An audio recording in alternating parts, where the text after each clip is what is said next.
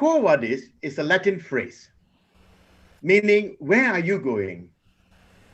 So quo vadis coaching means where is coaching going? My dear friends, 2020 has been a challenging year for all of us.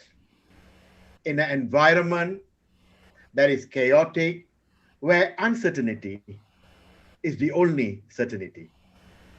To ask the question, where are we going or where coaching is going, might not be an easy question to answer. This year's theme for Quo Vadis series of webinar is coaching with hope through chaos. How can coaching provide hope through chaos?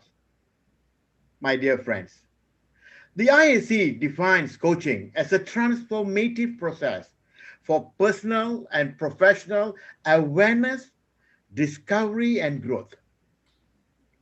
When the point of reference for change is the past, the point of reference for transformation is the future. As we seek for possibilities for the future, we create hope. Join us for a series of webinars in English, Spanish, and Chinese to learn and share with coaches from all over the world to make a difference for others and to ourselves. I would like to thank all the presenters and the IAC team who have been planning and working for a few months now to make this year's Quo Vadis coaching webinar series purposeful and meaningful for each and every one of us during this time of chaos and uncertainty. Stay safe, stay blessed, wherever you are. Thank you.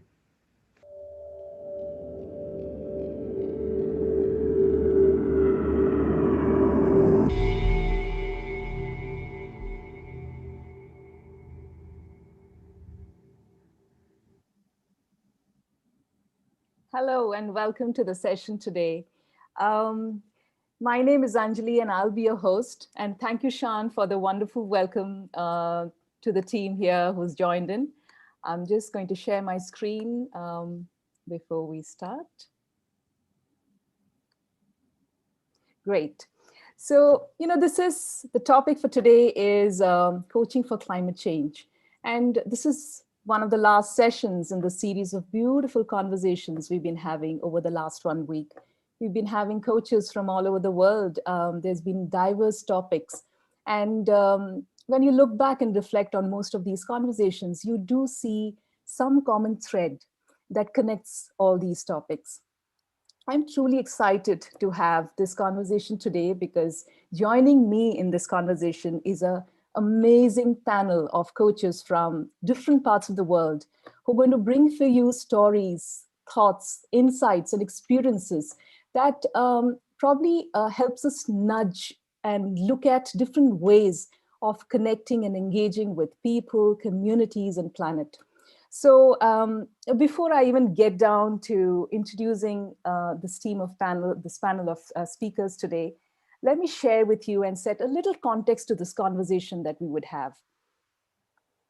This is a statement many of you might be very familiar with.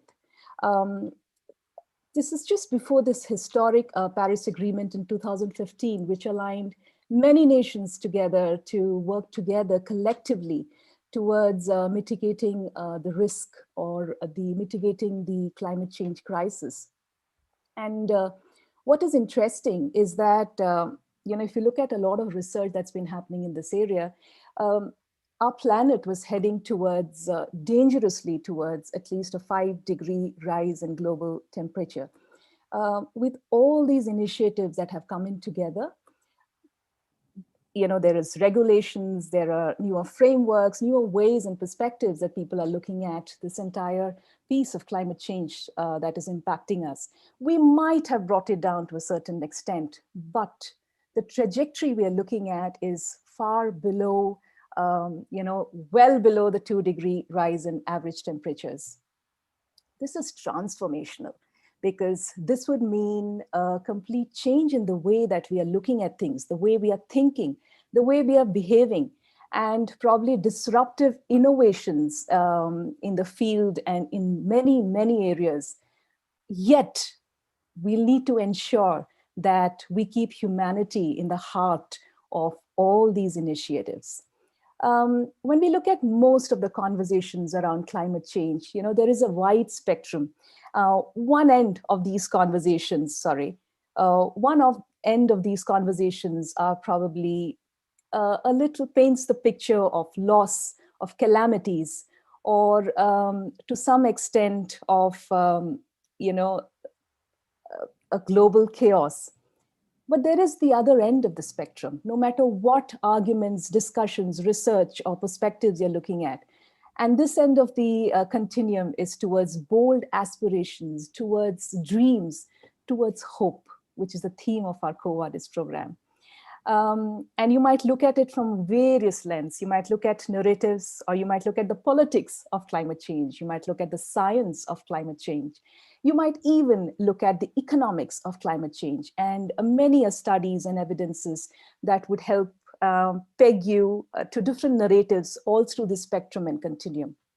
One of the pieces that I picked up was from a report from the World Economic Forum, which talks about bold climate action having the ability to impact up to or bring in 26 trillion in net global economic gain and 65 million new low carbon jobs in 2030.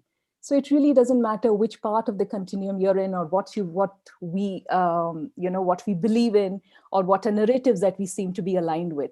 The reality is there are changes around us, and that is probably the awareness. But how does all of this impact the world of coaching? And that's the piece we are trying to unpack today. How does this connect with the world of coaching? What are ways that coaching contributes or can contribute to this entire space? So what I would like to do is introduce to you our panelist speakers, and a very warm welcome first to Dr. Josie McLean.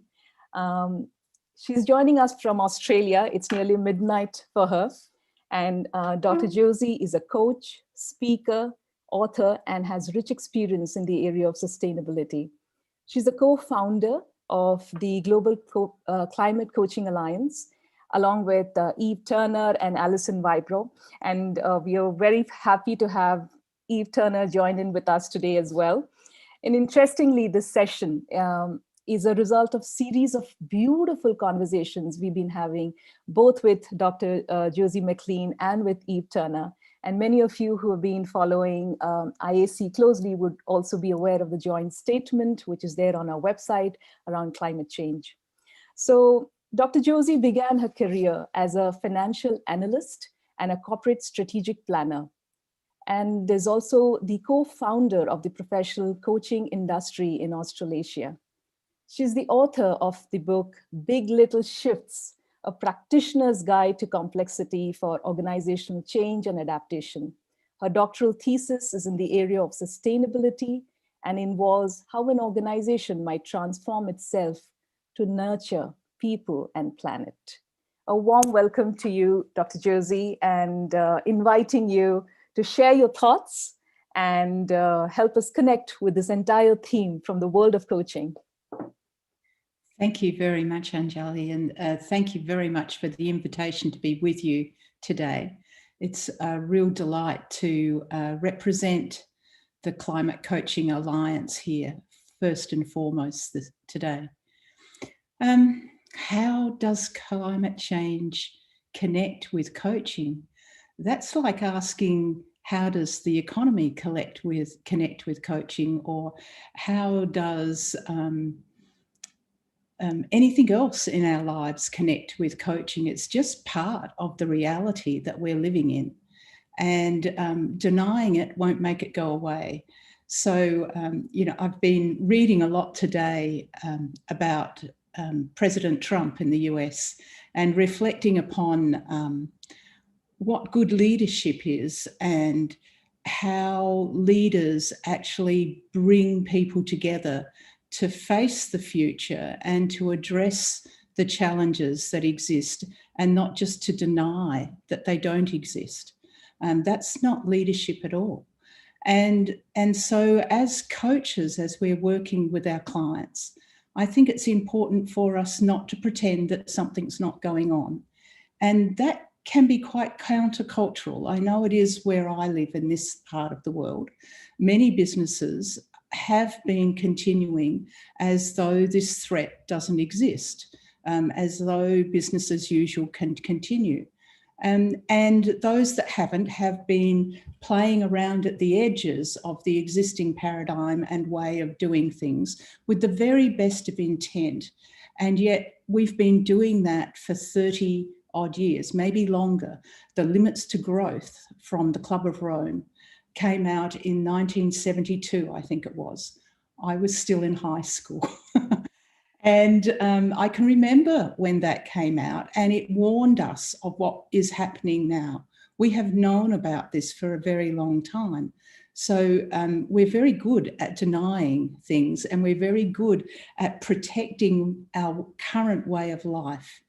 And yet we do need to step up to the plate. We do need to exercise our leadership in a professional sense and start to recognise that we need to address this issue too.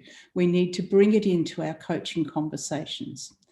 And I don't think that that means that we have to be activists that are offending people or polarising people.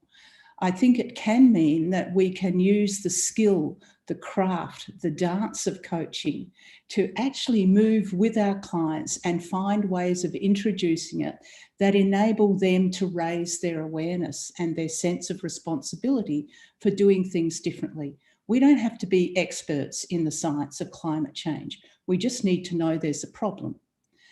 Neil Scotton, a coach from London that some of you may know the name, he often shares the question, if you knew your client was standing in front of a bus and the bus was about to run them down, wouldn't you do something about it?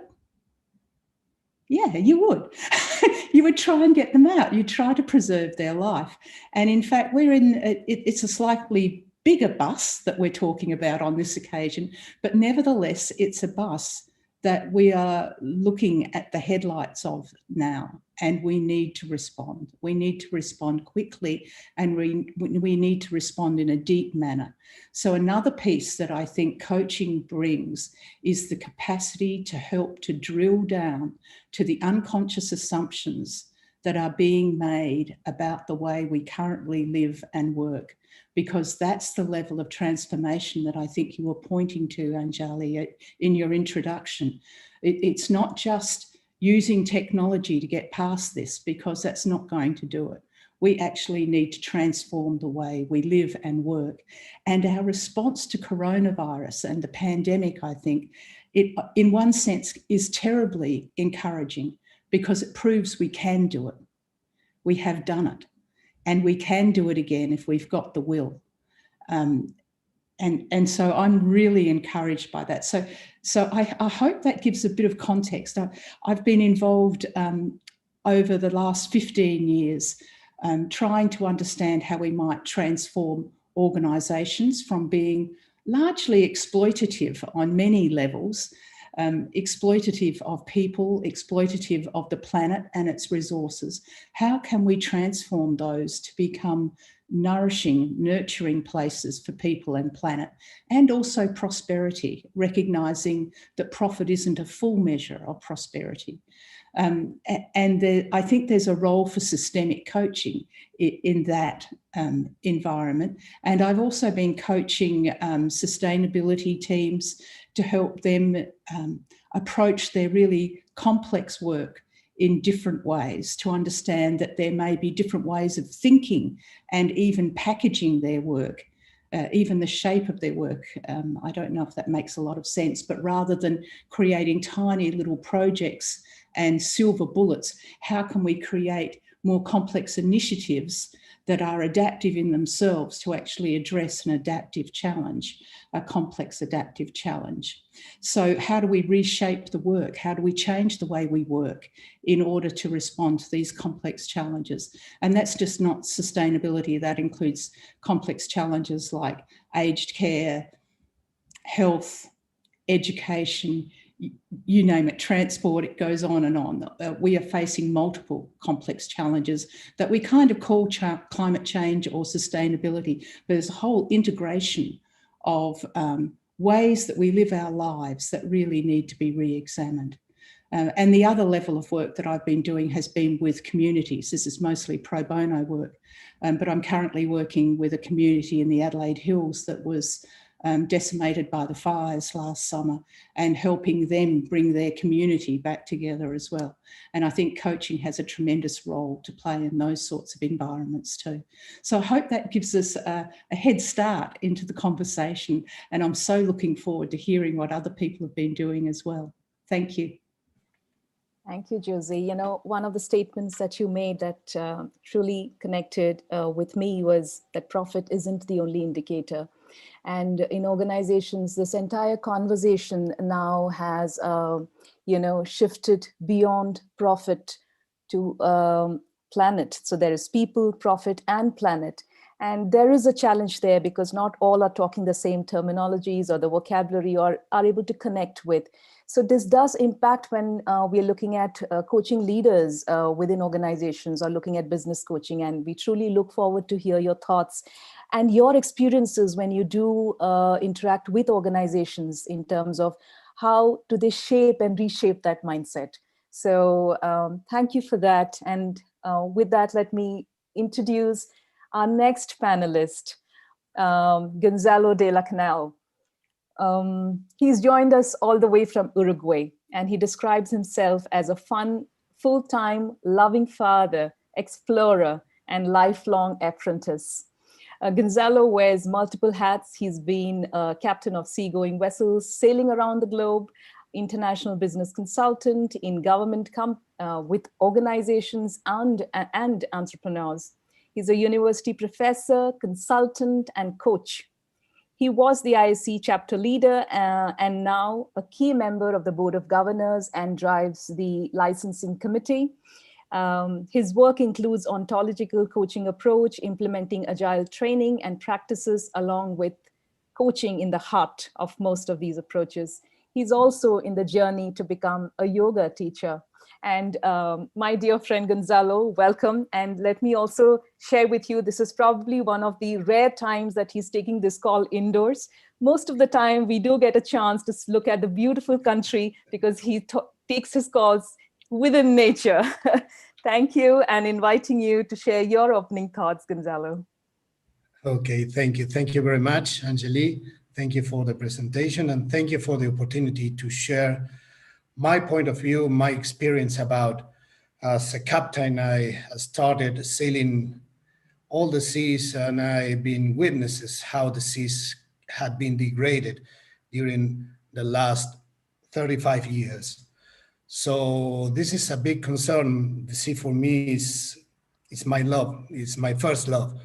From my have knowledge, from I have some conscience, I love the sea.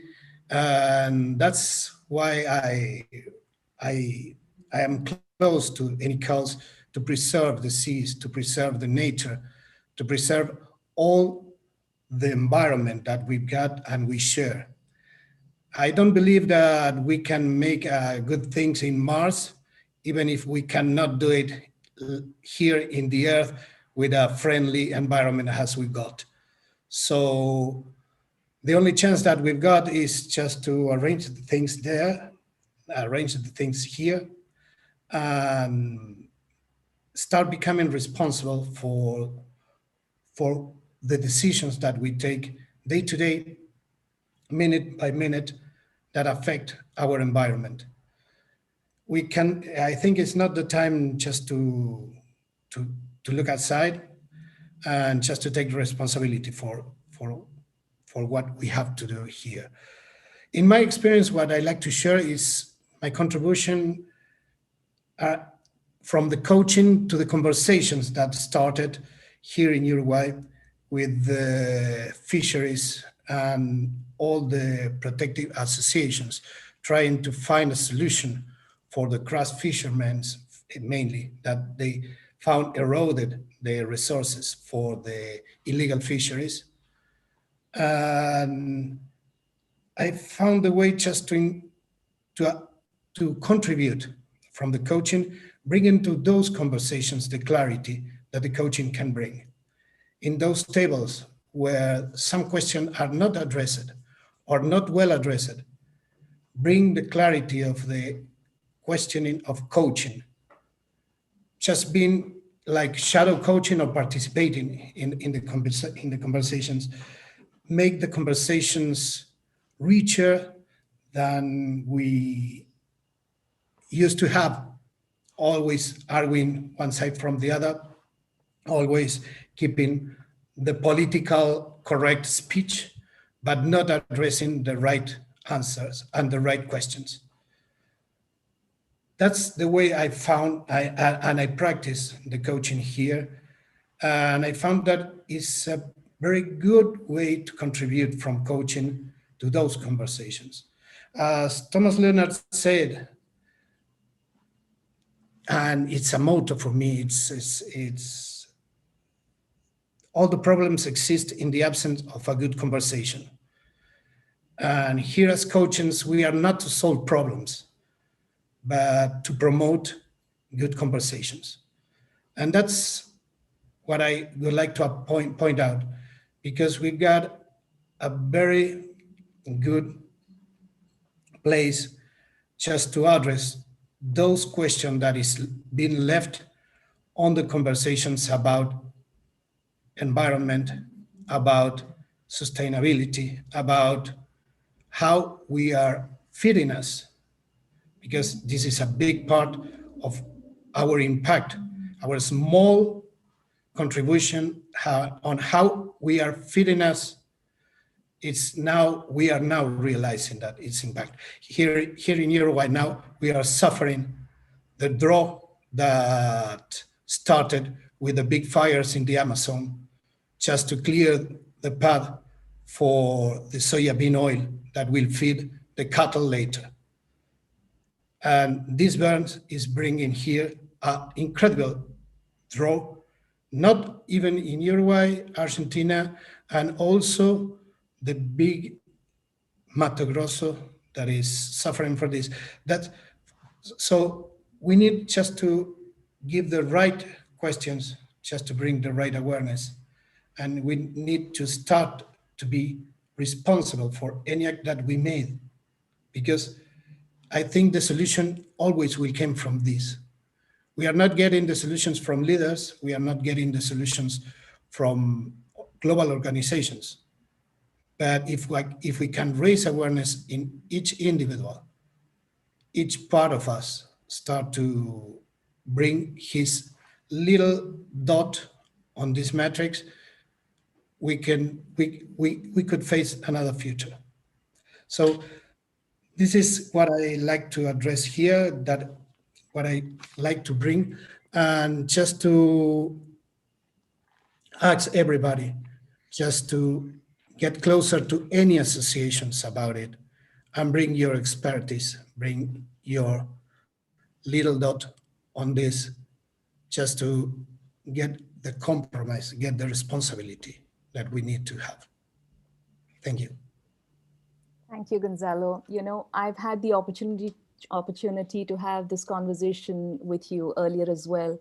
And this entire work that you've been doing with the fishermen at a community level, with the, the ocean cleaning and the conversations that you're bringing in and facilitating with the government, it in some sense brings three key pieces of sustainability. It talks about environment, it talks about the society and community, and it also talks about governance, which in some sense is not a well-trodden road for coaches as of now. So would really look forward to hear some of your experiences and insights that you would have had when you're having these conversations and impacting all the three spaces.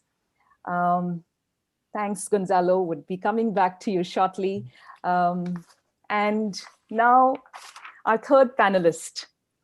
He needs no introduction. Sean Murthy, IAC Global President of the International Association of Coaching.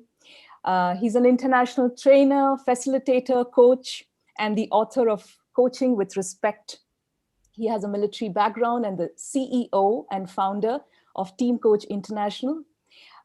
He has been facilitating workshops and learning sessions for organizations from various industries in over 12 countries.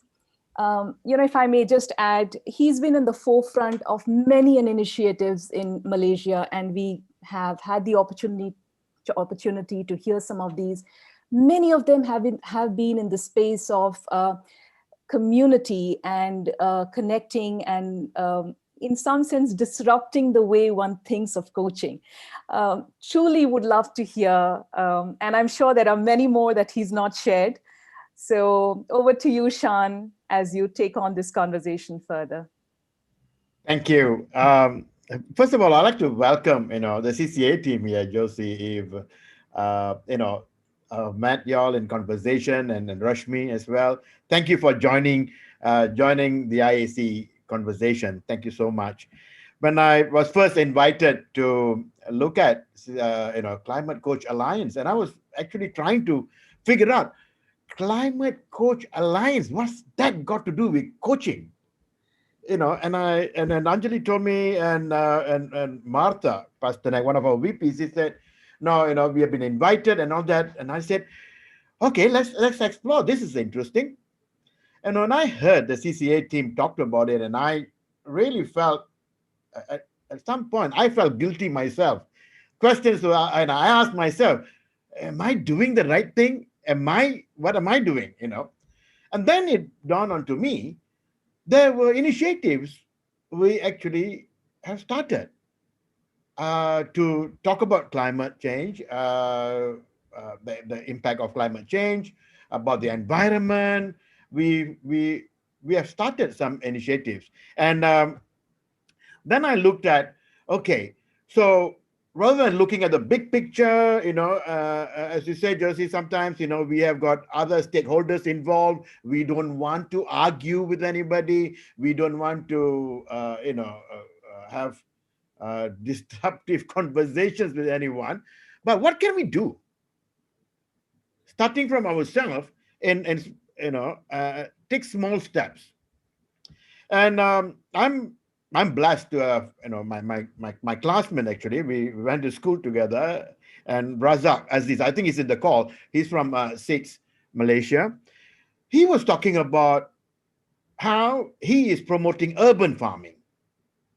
And I had another friend of mine, Dr. Yusliza, who's been doing a lot of work in green HR.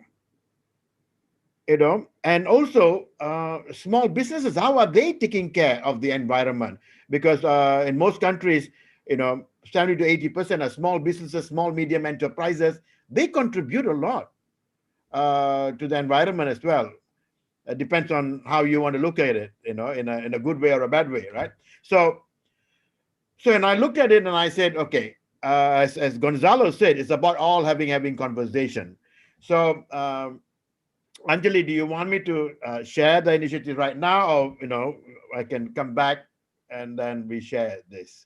I'm looking at three levels.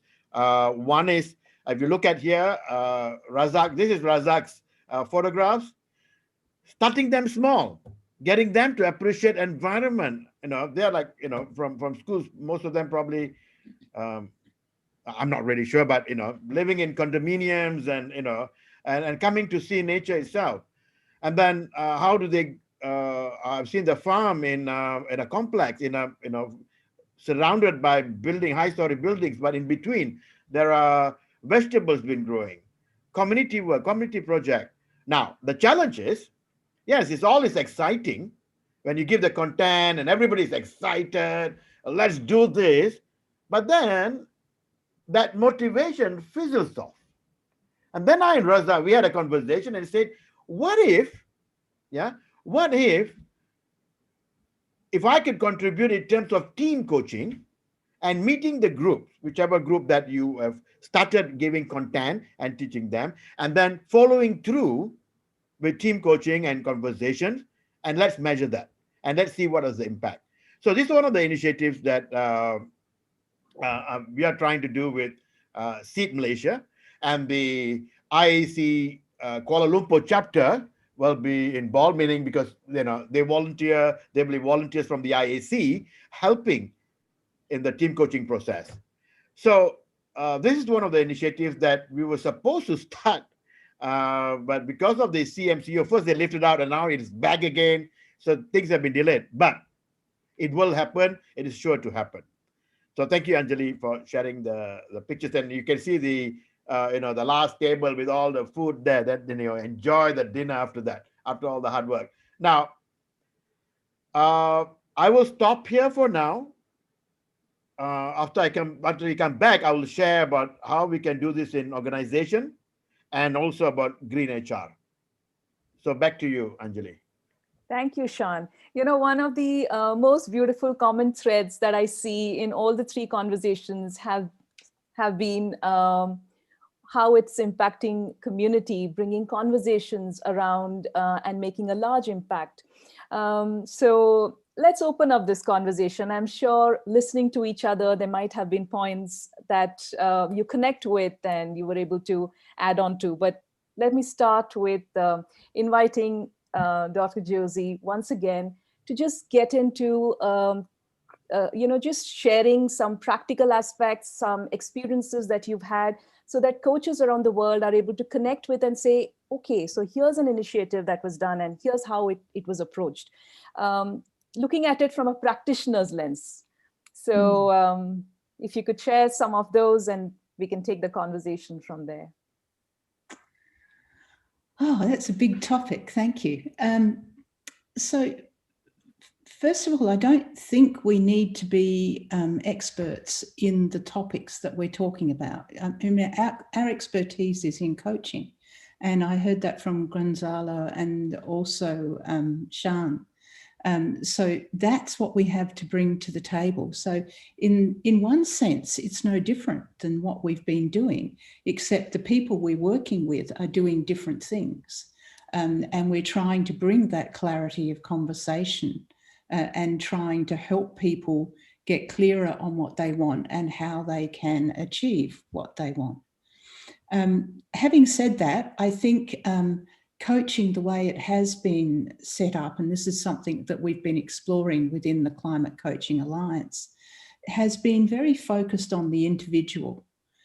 So, for example, one of the very first coaching questions I was ever taught to ask so long ago was, well, what do you want to speak about today? What do you want? Well, maybe in a larger system, in a world that has different needs, maybe the question isn't so much, what do you want now? Maybe the question is more, it needs to open up more. It needs to open up more in terms of, in terms of time frame. So what time horizon are we thinking of? Is it just tomorrow? Is it just this quarter? Or are we actually starting to expand our time horizon to 7 generations, as Indigenous cultures have done for so long? So can we actually extend the time horizon and ask people to think in longer terms? And can we also open up the different stakeholders, the different layers that we are talking about? So if it's within an organisation, the organisation doesn't actually stop at the boundary of the organisation. Whatever that is, there is actually no boundary when you look for it. There's no gate or fence around the organisation, isn't it? All of these people are just members of the community, and the organisation just happens to sit in that community, and these people are drawn to that organisation for its purpose. So can we open up beyond the edge of the organisation? So I was first trained in economics. That was my first professional discipline. And that used to go no further than the edge of the organisation in microeconomics. Even in macroeconomics, it never went into what are the resources that Earth has, and is there a limit to those resources? So this is a change in the way we think. So many of us have been educated not to question whether we're going to have enough resources. But if we can bring an awareness that we may not have enough resources to go on just using them endlessly and wasting them endlessly, then that would promote a change within itself. And then there's a whole heap of inquiries in terms of different frames of economics and different ways of designing products that the experts in those fields will bring to the conversation. We don't need to know all of that. What we need to be able to do is open the conversation up, I think. And the other thing that I heard from Gonzalo and Sian in particular was, where do we choose to work? I think this is a question for coaches to start asking themselves too. Do you choose to use your talents and your skills to support those industries and those organisations, those businesses, perhaps, that are actually doing a lot of damage? Are you someone that can transform and change, or are you someone that's going to put your energies into another part of the system? And I see a lot of coaches starting to reconnect with their own values and make decisions from there about where they choose to work to. Josie, this is just out of curiosity. You've been working with many organizations now. When you look at these organizations, some of them have started conversations around what is the value we're bringing, not just to the employees and to our immediate consumers, but beyond, to the community, to the planet. So when you look at conversations and your experiences with different organizations, do you see that coming up in a large number of organizations, or do you see them come up in a select few? What do you believe, is that, where do you see them as a central piece of conversations, or do you need to bring that in? So I think that's different depending upon the country that you live in. I live in Australia, and it's not common currency here in the conversation. Most businesses, most organisations, even government departments that have policies on this, they leave it for the environment department to take care of that. Like if they're in the finance department, they're not thinking about the carbon footprint. Yeah. That's the environment department. So where I live, it is a matter of gently placing it into the conversation. And one of the things that I've learned a lot from Eve over the last couple of years is the art of contracting up front in a coaching sense. And she could tell you a lot more about that than me. But having the conversation up front about what your coaching will look like and where it will go, so that you create the space for yourself to move in as a coach as well, I think is really important. Great. Thank you so much, Josie. And that leads me to the question that, and it connects closely with what Gonzalo is doing. So my question to you, Gonzalo, then is, you've had these breakthroughs in conversation, not just with, the community there, but also with the government. So there is a little more that seems to be happening as conversations, in the space. So can you share with us what really led to that journey a little more in detail? Well, it's just to be close to this. It's just to be close to the problem, what bring me where I am. It's just to make myself responsible and make myself, and just start thinking myself if I'm going to contribute being a black dot or a green dot. Just like that, not more than this. And just to choose if I will be part of the problem or will be part of the solution. Not for me, because anything that I made is quite complicated that I will see the results in the near future. But it will be by my sons, my daughter, it will be for my granddaughters, and will be for all of them. So the starting point is just to think where I do stand on it. If I want to be a black dot or a green dot. And from there, start to act. And then I get in connections. I always was interested in all of the associations around the sea. So when the conversations started to bring, and I saw that there was many sides of the conversations, government, fishermen, and the environment associations, and these conversations get stuck.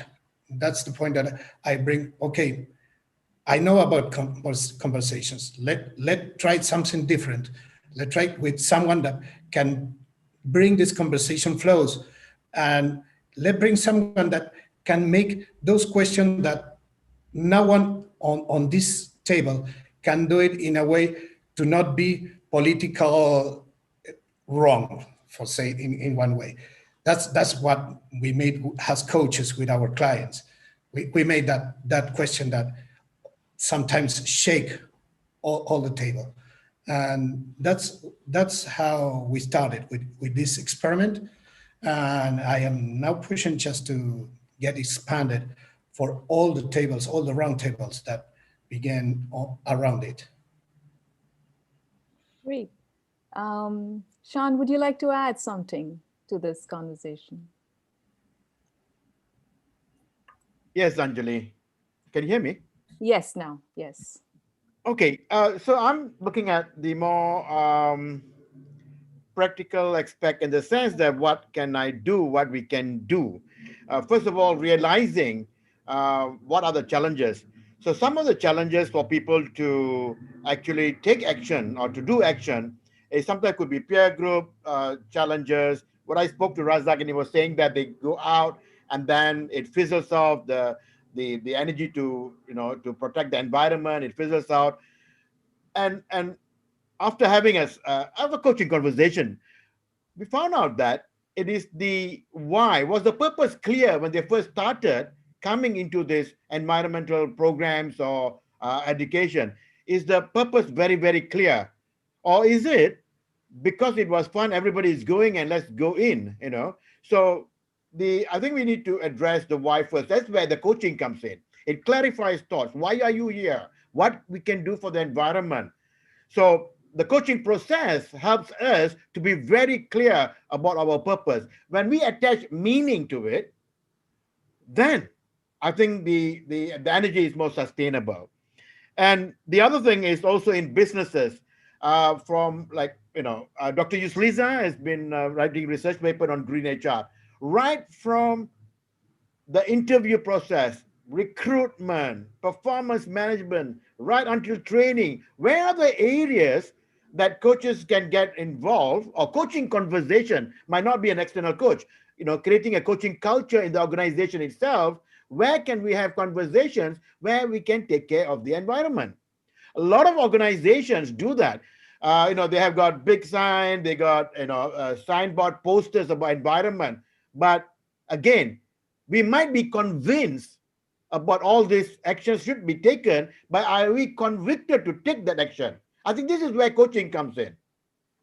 To trigger thoughts, to get them convicted to do the thing, to see the meaning for themselves. It's not about us telling people what to do. The minute we start telling people what to do, that's where we, some work by Audrey Daniels about discretionary effort, from I have to do to I want to do. Yeah. So I think it's the role of the coaches to transform that. And another thing is also, I closely relate when I look at this, how can we then have sustainable behaviors? Just look at safety. And I work with some oil and gas companies. Can you imagine that some safety mishap can actually cost the environment a lot? And safety is just not about knowledge and skills. Safety is attitude. So these kind of behaviors, come with attitude. So attitudinal changes come from within. I mean, and where coaches come in here is we trigger those thoughts for them to be convicted and to have the desire to actually do the action. So I think that these small conversations will really, really help. And I believe if coaching can help change performance behaviors, if coaching can help to change, group behaviors in team coaching, for example, I'm sure we can include coaching into all these climate change initiatives, we can coach the teams, groups, or individuals to take care of the environment and to sustain those behaviors through coaching. And like I always say that, let's lead change and transformation one conversation at a time, and that is a coaching conversation, an empowering, solution-focused conversation. I truly connect with that. We have about 15 minutes and we have two interesting questions come up. So I'm going to share that with the panel here. The first question from Ed Britton. The current pandemic has many of us working and shopping from home, showing measurable reduction in greenhouse gases, which reads 7% reduction.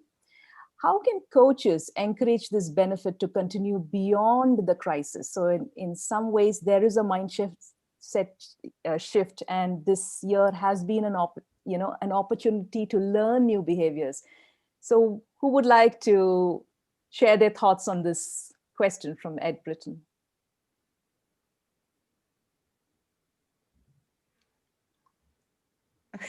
Okay. I'll leap in. You want to go? So it was really interesting. In April, here in Australia, just after the first lockdown that we had here in this country, I ran an online session for 50 emerging leaders in our state, so from businesses and state government. And I asked them what they had appreciated from the lockdown, what personally had they gained, and also what were the costs. And we looked at that in terms also of how we were proud or not proud of the state's response in a political sense and a community sense. And we looked at the different decisions that had been made. So we tried to take an appreciative approach to the lockdown and what had we gained. And out of that conversation that lasted for a couple of hours, everyone agreed that there were certain things that they wanted to keep. They wanted more time with their families. They wanted less travel.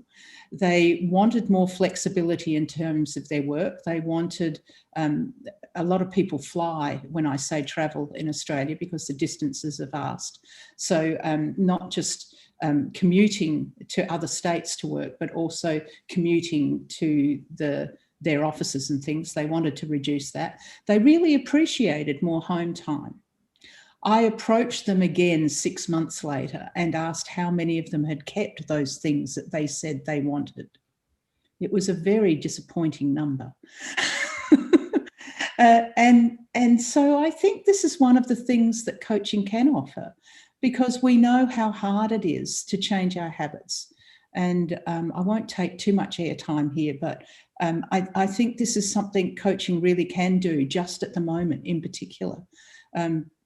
How asking people what do they really want, and how can they put something in place to actually change their habits around this, and asking the same things in businesses too, because we have proven that people working at home, as long as they've got the resources to be able to do that, they can be trusted and they can be very productive. In fact, some of my clients had more time.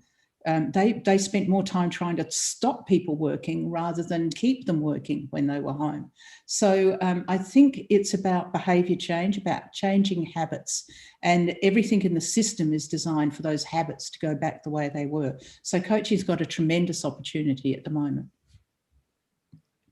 So well said. Just yes, to add please, Sean. Yeah. Sorry, just to add, during the lockdown, what the city folks, we actually experienced was very clean air and rivers, which were, chocolate water going through them. We had clean rivers, and the city, my friends and all that suddenly found out, my God, this is what we have been doing, and we could actually feel the clean air when we breathe in. So there are movements now going, and one of them is Dr. Zainal, who's involved in River Project in KL, in Kuala Lumpur, the city itself, and he's a coach as well. So, looking at the evidence, like Ed, you're saying for those group of people, when they look at the evidence and they can see what it can actually bring if we change our behaviors in protecting the environment, it makes more sense to them. So in a way, it was a blessing for us to experience that lockdown. Thanks, Shan. And just picking up from what both of you have shared, when Josie, you said you went back to the same set of people and asked them, I suppose that's the coach in you, where you brought this back into attention. So I'm sure there are many other, conversations that might have triggered out from that question, and hope that it leads to some sustainable behavioral change. But like you said, shared, Shan, this comes from within. So we are talking about awareness and shifting the needle from I have to do to I want to do. And I'm just picking up the next question, and this deals with the complexity of this topic because, climate change in itself is considered the wicked problem. Question from Kavita, and she asks, how can we cascade this awareness as coaches to large population that lives in the borderline poverty and is quite unaware of the importance of what we are talking about today?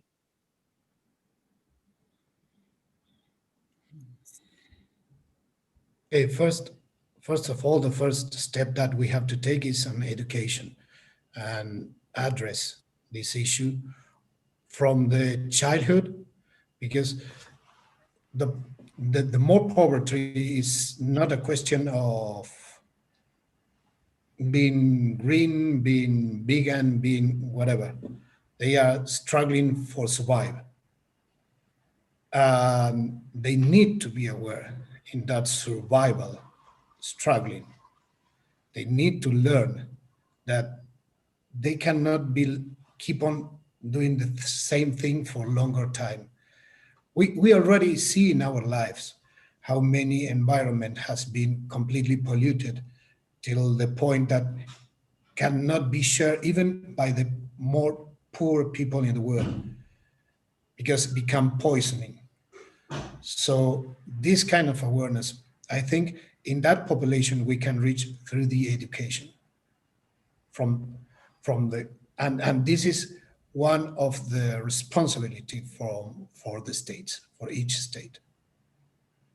And just building upon that a little bit further too, there's education for us all in this, I think, because those sorts of questions do show how climate change is not just a question of environmental standards. In Australia, we have populations of Indigenous people who likewise are struggling to barely survive.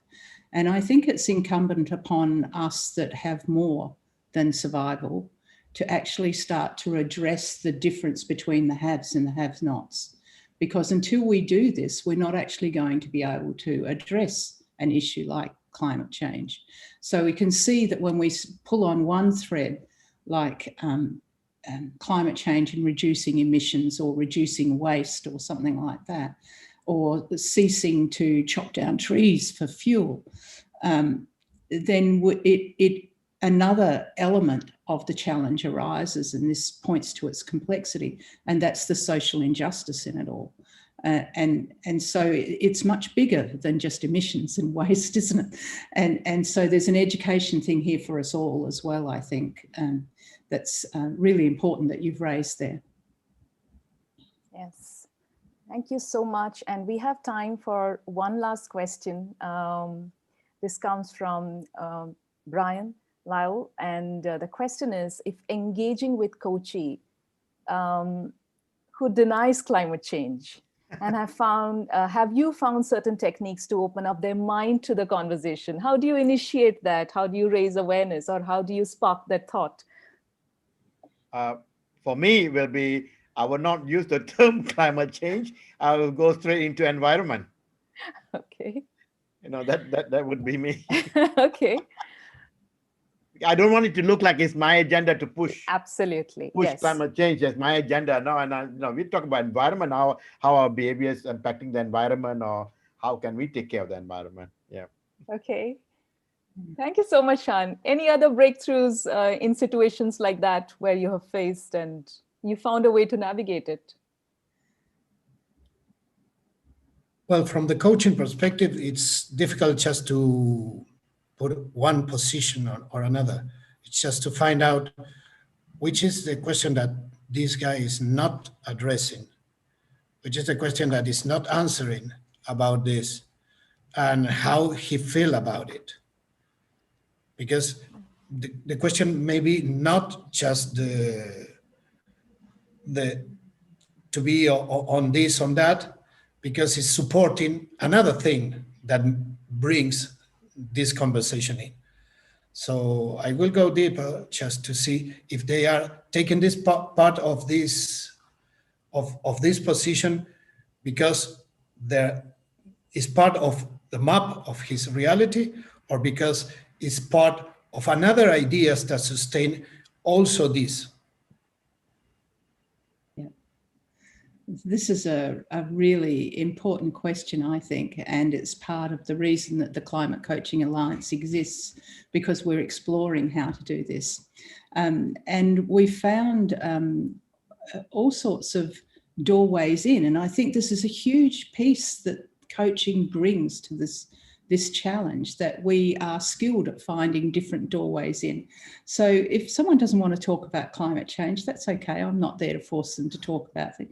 But what's the legacy they're planning to leave? And that opens up an interesting conversation, just as you mentioned, Gonzalo. You know, we find another way, and it's not that we have to push it, but this is in service to the whole. So I don't see myself as an activist. I see myself as being in service to my clients. If they're not aware of this being on the horizon, their whole business could be at risk, because the customer base is changing, the market's changing, and the social licenses will be withdrawn. I'm really clear on that. So I'm there in service to them and trying to find a way to help serve their best interests. So And another thing captured. that I found is most of the time the deniers are denying in front of another thing, just to not be part on the other side. So maybe the deny is not just the deny of the reality, but it's the deny just to be part of the other side. This has happened when we think on black and white and cannot see all the colors that we have between. Yes. Yeah. So beautifully captured. And I resonate with that piece where you said, you know, we are not activists, we are coaches, and the role is to raise awareness. And raise awareness not just within a small boundary, but open up the boundaries in the conversation. I've heard another coach in one of the conversations talk about just sharing their values. And if this is a value that they hold close to their heart, just bringing it up onto the table without the agenda. And it is just there as an offering to that conversation. It can be picked up or may not be picked up. But such a beautiful, conversation with all the panelists. What I truly connected with is that it not just talks at a concept level.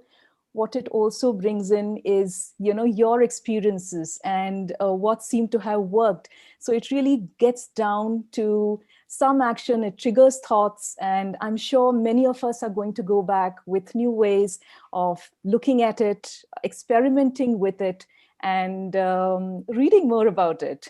So any closing thoughts? We have just a minute. Would like to open up for all three great panelists to just share your closing thoughts before we wrap up.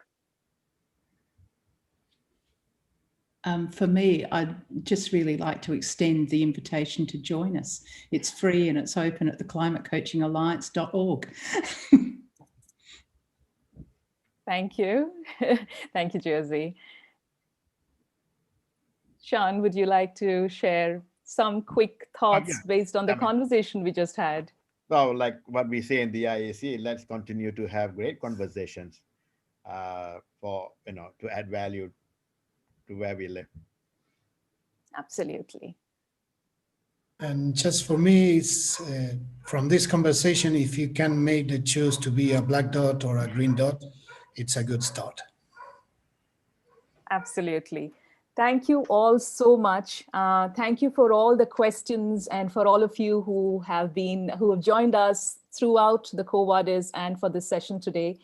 We look forward to a continuing dialogue. This is just the start of this conversation. Thank you all, and my warmest wishes to all the three panelists who've been so wonderful and so generous with their thoughts. Thank you.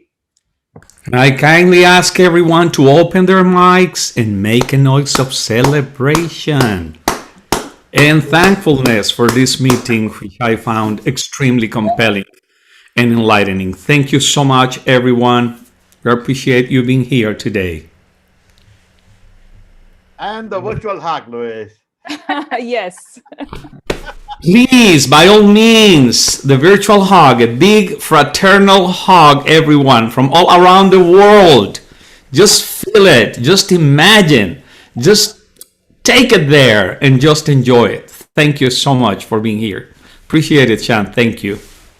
Thank you to Covadis Coaching 2020. Finally. Oh, Carla, thank you. Yes, great week of lifelong learning. Thank you. Good night, all. Thank you. Good night. Thank you, Josie. Good night. Take rest.